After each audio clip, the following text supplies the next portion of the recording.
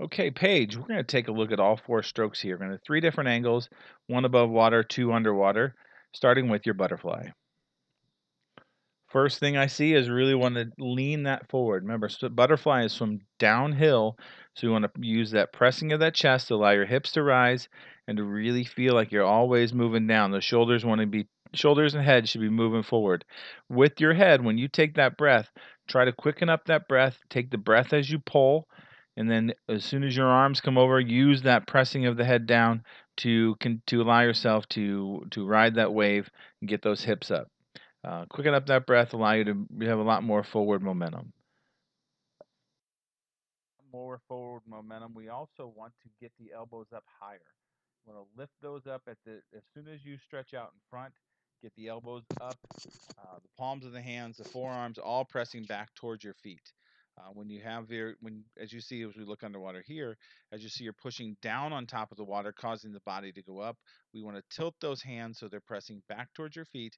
The forearms, the mid bicep, all pressing back towards your feet, thus pushing you forward, getting you to the other wall faster, and with less strokes. That will ultimately make your butterfly faster. When you press down, you're just allowing yourself to go up and down. Um, One thing I also see is when you take a breath, you kind of lay out in a little bit long. You want to start that breath as soon as you catch. So as soon as you catch there, lift your body forward to breathe. Then as your arms come over, you want to make sure you get your head down. If you keep your head up too long, then you hold that too long, and then you're actually not allowing yourself to get that. Use your chest for that forward momentum. Also, as you look there, you want to see a bigger and quicker second kick. You got a nice, good boom kick, but you want to follow that up with a pow kick, a fast pow kick afterwards. So quicken up that second kick. What we look for here in this head-on shot is that pressing of that, dropping that elbow. As you can see right underneath your hands, rather than the want to be able to see the palms or the back of your hands and the back of your forearm. And we see as you pull, as you see, we can see right from underneath. That means you're dropping your elbows, pressing down rather than pressing forward. Clean those things up. Allow yourself to really flow with that butterfly.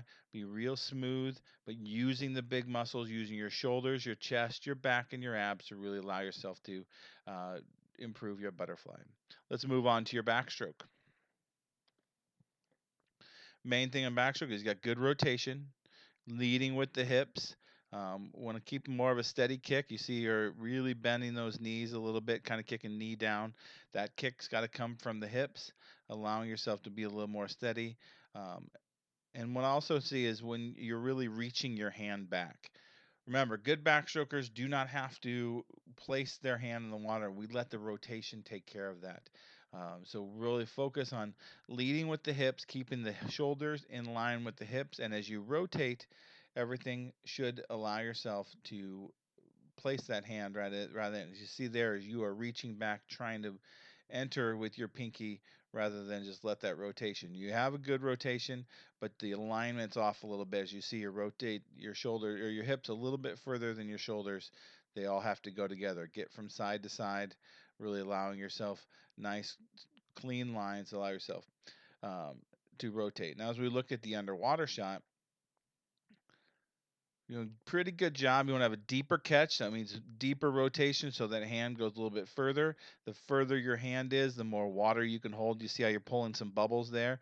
That means you're not necessarily clearing those hands of those bubbles and makes it really easy to pull yourself through the water, but it doesn't make necessarily move you through the water the way you would want to. You want to get that deeper catch, hold that water, just like on freestyle, keep the palms of your hands to your forearms and mid biceps, all pressing back towards your feet, allowing yourself a nice, good, strong pull.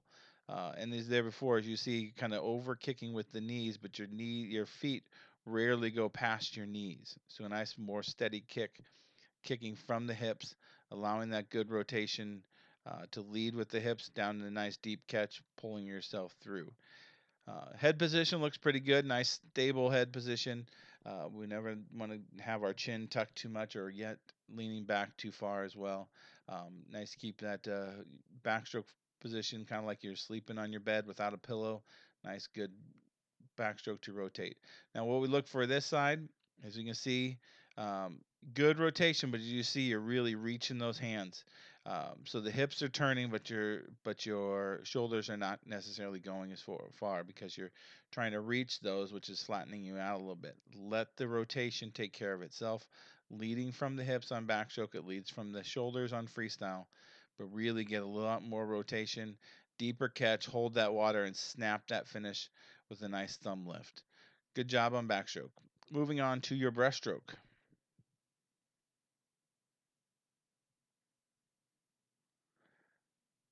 Good small hands up front. Want to keep that half breaststroke, head looking down. And the first thing I see is the kick. See how your feet are kind of sliding through the water really quickly. You want to be able to hold that water. It's okay to have a small kick and breaststroke, but one thing you do want to have is you want to turn those feet out so you're holding water when you're pushing back.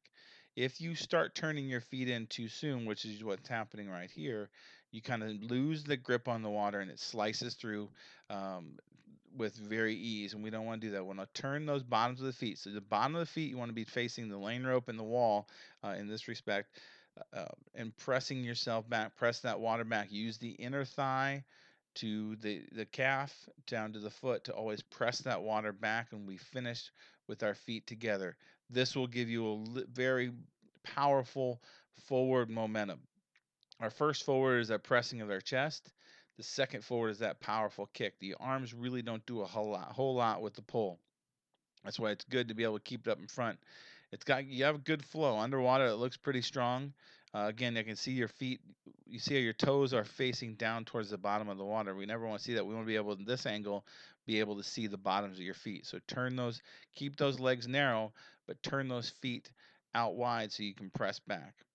Again, good pull, but want to make sure that that kick is driving you forward as well as it can be.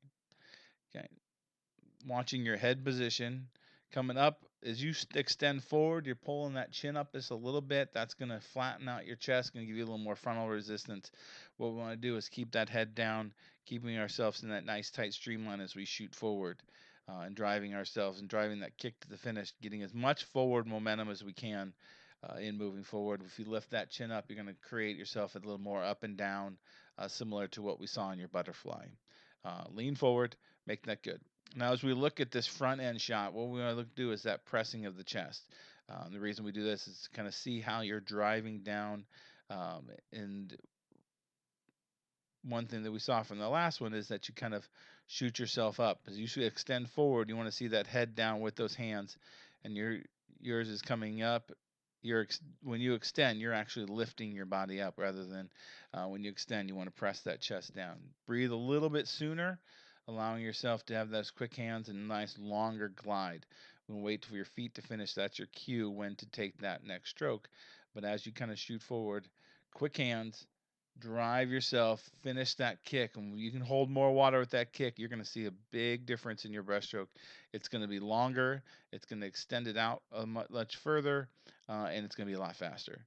Uh, so you got a good foundation of what we're seeing here. Just got to tighten up those few things, especially with that kick, and it'll get that much better.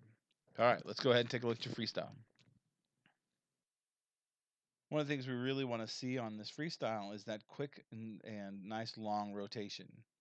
First thing I see is really shortening up that stroke. You want to, from the moment you make that catch, get those elbows up high, holding those hands to the forearm to mid bicep, pressing back towards your feet.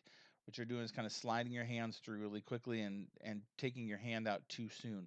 Press that back as far as you possibly can. Rather than flip up and finish your stroke up high, you want to finish that stroke back down toward the thigh, allowing you to carry more. Um, Decent rotation. What we would like to see is a little bit allowing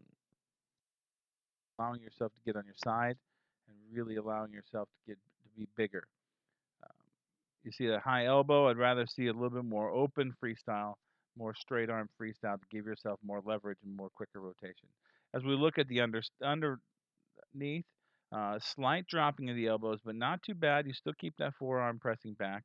Um, what you want to do is follow that up with a little bit stronger kick. Finish your kick. You're kicking right to the knees.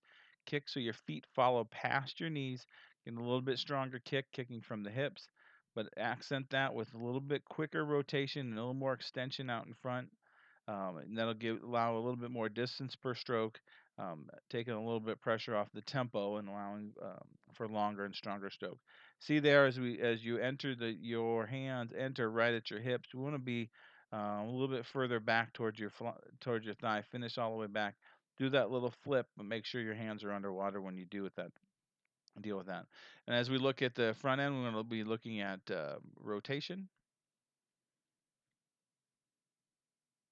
You want to see the hips turn all the way to the side. You're about 3/4 of the way there. I want to make sure that we really rotate around that center. And when we rotate, you want to make sure that your head stays stable. We don't want that head to go back and forth. Thus, it's kind of have a snake-like motion down the pool. We want to lock that in, have us rotate around the center, kind of that rotisserie chicken that we talked about during camp. Is really kind of lock that head in position, rotate, lead with the shoulders and hips. Paige, it was an absolute pleasure working with you. I wish you the best of luck this upcoming season, and please take care.